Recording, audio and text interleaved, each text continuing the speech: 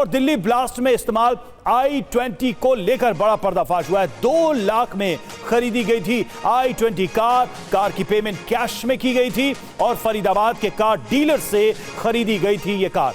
Document के तौर पर जम्मू और कश्मीर का ड्राइविंग लाइसेंस दिया गया था। यूएस राठौड़ सर हमारे साथ जुड़े। राठौड़ सर, सबसे जो चिंता की बात है, क्या यह सवाल उठ रहा है कि इतने क्वालिफाइड और इतने पढ़े लिखे तबके को भी किस लेवल पे रेडिकलाइज किया गया कि वो एक फिदाइन बॉम्बर की तरह काम करने लगे? मतलब एक डॉक्टर ने न सिर्फ बॉम्ब प्लांट किया बल्कि खुद को उड़ा दिया, वो ब्लास्ट हो गया, ये भी तो कहा जा रहा है। सवाल यहां पर यह है कि ये लेवल ऑफ रेडिकलाइजेशन क्या है और इसको कैसे डील करेगी एजेंसी, सरकार या हमारी सोसाइटी?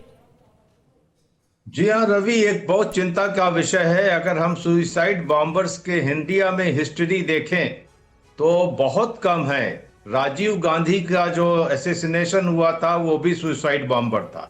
उसके बाद हम पुलवामा आते हैं, पुलवामा में भी सुसाइड बॉम्बिंग हुई थी। और मेरी याददाश्त में यह तीसरा मौका है जहां की इंडियंस ने सुसाइड बॉम्बिंग की है। और ये बहुत चिंता का विषय है क्योंकि रेडिकलाइजेशन आप जैसे कह रहे हैं ये वाकई बहुत ज्यादा हो गया है और पढ़े लिखे लोगों में है। और ये मुश्किल है क्योंकि आप पाते हैं कि पूरी की पूरी एक यूनिवर्सिटी शक के दायरे में है, घेरे में है और ना जाने कितने लोग वहां पर पूछताछ की जा रही है। और जब वहां पर बताया जा रहा है, जो मैंने किसी से बात की, उन्होंने कहा करीब 40% लोग उस क्षेत्र विशेष से रिक्रूट किए गए थे और लोगों ने विरोध किया था।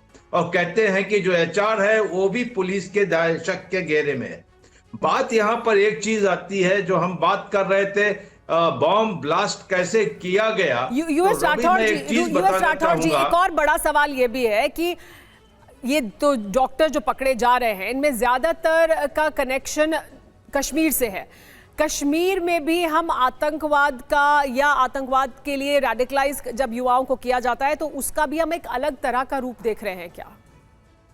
जी हाँ सुमेरा, सबसे बड़ी बात मैं यही कह रहा हूं कि यहाँ पर जिन कुछ लोगों से मैंने बात की और उनका कहना है कि इस पर्टिकुलर यूनिवर्सिटी में कोई 40% स्टूडेंट और डॉक्टर्स और बाकी स्टाफ उसी क्षेत्र विशेष से आए थे, जिसका यहाँ के लोगों ने विरोध भी किया था कि इनकी जो इनका तरीका है बातचीत करने का, इनका बिहेवियर है, इनकी डिसिप्लिन बिल्कुल सर, सवाल काफी गंभीर है। अभी फिलहाल एजेंसियां उस एंड तक पहुंचने की कोशिश कर रही हैं जो पीछे बैठकर इस सारे खेल को रच रहे थे, जिनके हाथ में ये पूरा का पूरा रिमोट कंट्रोल था।